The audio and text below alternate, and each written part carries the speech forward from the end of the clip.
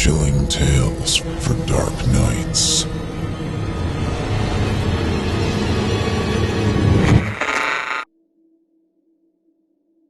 I've always been fascinated by the human concept of morality. Is it evidence of the soul, or a control mechanism to keep the masses peaceful? Who really knows?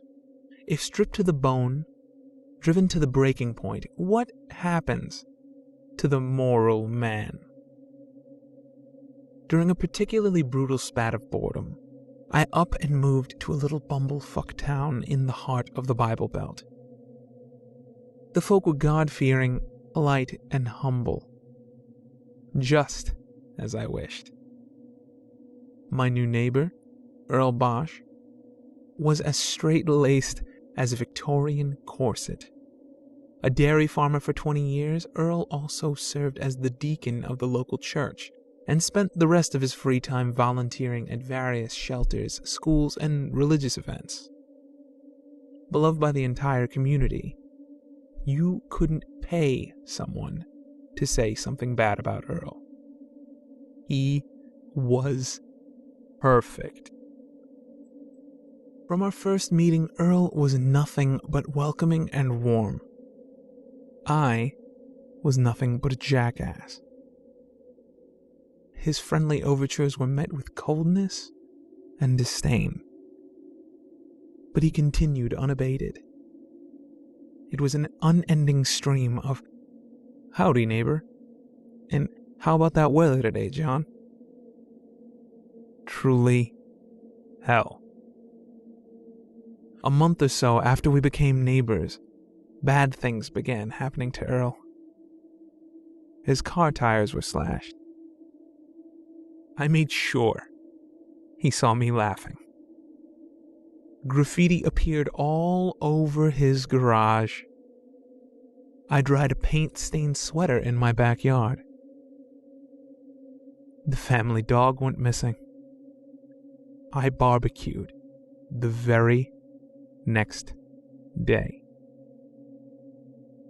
Negativity bounced off Earl like he was Teflon.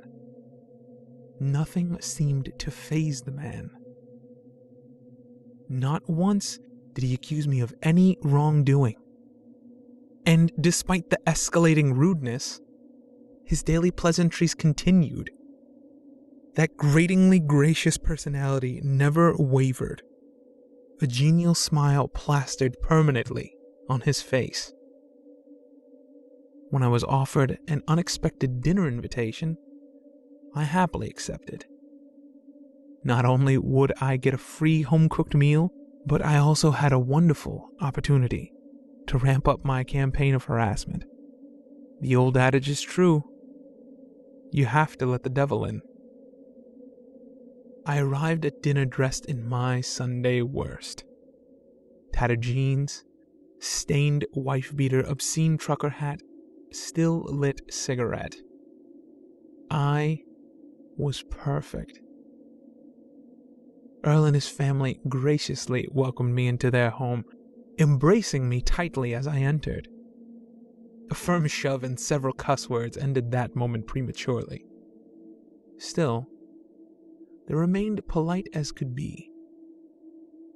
As soon as I was seated, I pulled out a handle of liquor and pulled myself a stiff drink. Earl was a man who took his sobriety seriously.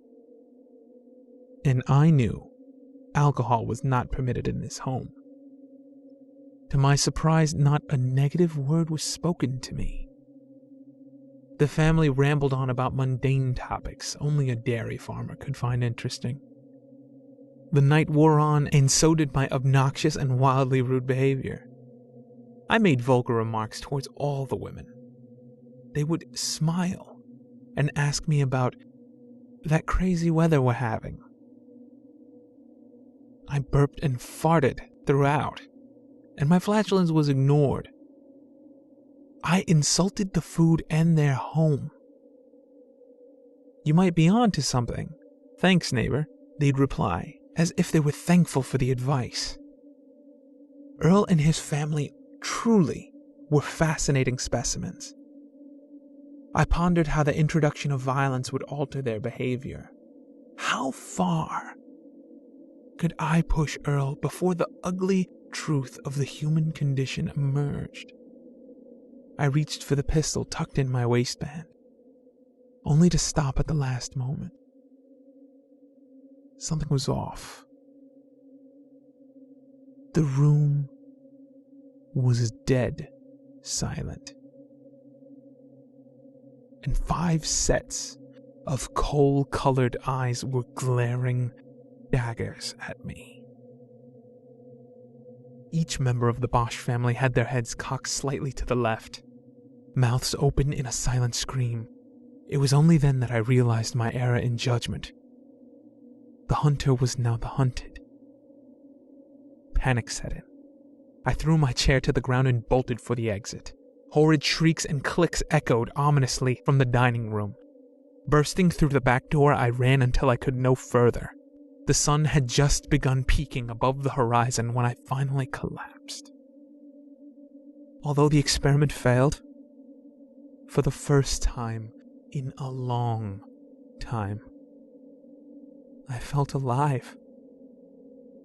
My body tingled with excitement, with fear, feelings I had long ago forgotten. Ironic how death is the catalyst for life. A lesson I would not soon forget.